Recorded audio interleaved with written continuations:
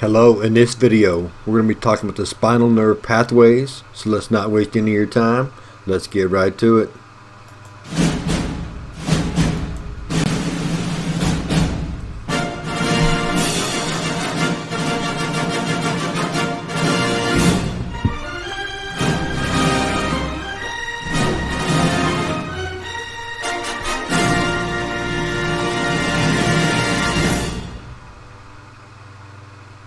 Now, when we're talking spinal nerve pathways, what we're really talking about and what we want to establish is we're building a foundation to understand where the nerves go and what they work on. And that will really come into play in the next video when we do the plexus, which are just the sections of basically levels of the body, working our way from the head all the way down to the feet. But we've talked about what a nerve is. We've talked about the posterior root, the anterior root, and how they send and receive messages or stimulus from the sensory receptors or to the receptors. And we talked about the ganglions. And now what we're going to do is branch out even further and set the stage for talking about the plexus, because today we're going to be talking about the ramus, the anterior ramus, posterior ramus, and the meningeal branch. But what we really want to establish and talk about, and we'll point these out, is that the roots that they give rise to, because it's those roots that really get everywhere. We're still talking about big name branches. And then it's the roots, but we'll show you a picture, diagram that highlights that. But as I mentioned, there are three branches that'll come off of the nerves. The anterior ramus, which obviously comes off of the anterior root. The posterior ramus, which obviously comes off the posterior root. And then the meningeal branch, and we'll showcase that. But essentially what we want to cover, and there's a lot on your screen here that you want to be sure to capture everything, but when we talk about ramus, okay, we're talking about that first main branch off the main trunk. So if you want to think about a tree, a reference to a tree, say you've got a main branch coming off of a tree trunk, and then somewhere along the way there'll be a node that gives rise to a branch. And on that branch, you can have other nodes that give out to smaller branches. And those smaller branches are what we're going to be calling the roots here. And they can go anywhere. Once you get off the posterior root and you form the posterior ramus, then the posterior ramus roots can come off of that and basically weave anywhere. And essentially those roots is going to be what touches or what gets to every section of that level or region. When we say level or region, we're talking about each vertebrae sends out a posterior anterior ramus, and then they branch out from there to make sure that every muscle fiber, tissue fiber is supplied a nerve.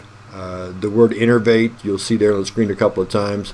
That's simply what that means. It supplies in this case the nerve, but you can, the tissue can be innervated for anything, whatever supplying those resources. That's simply what the word means, supplies the needed resources. So as you can see, the anterior ramus, I can find my slide here, skin, front and side. Okay, so it supplies the nerve feelings, nerve sensation for the front and the sides of the skin, as well as the muscles of the trunk. So we're talking the interior cavities. Okay, when we say muscles of the trunk, we're not referring to limbs. We're not referring to muscles that really you're going to use to do things.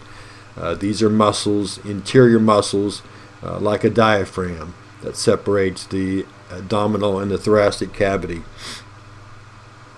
So things like the different organs, things like that, and things in the interior.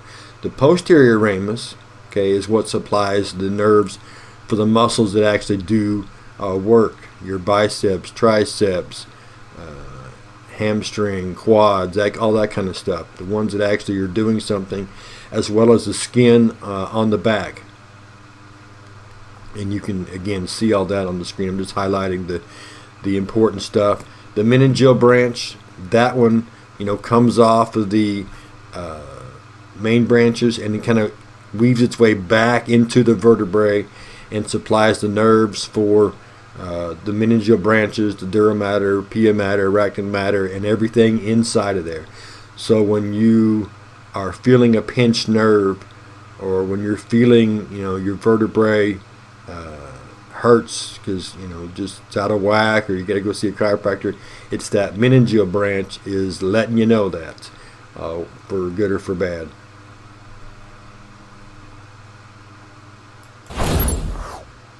All right, so what you're looking at here, especially the picture above me, is the one we're most interested in. The one beside me was on the last one. It was pretty small, so it's a little bit bigger here. But again, these are also in your PowerPoints, also in your textbook.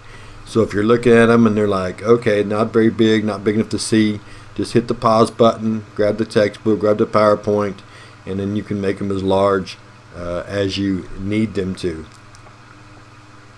But when we're talking about these roots, as you can see, the ramuses come off of the main line, and then especially in the diagram above me, to the left is the vertebrae, but the one that really shows the roots is the larger one, the thoracic cavity there, because you can see the ramus working their way around, but then you can see the roots coming off of that, and it's those roots, as I mentioned, are the ones that are going to spread around and make sure that every tissue layer is touched, supplied with a nerve. So that's the idea of the ramus, and how the roots come off of that, and how they make their way to every aspect, all the tissue layers that are needed to.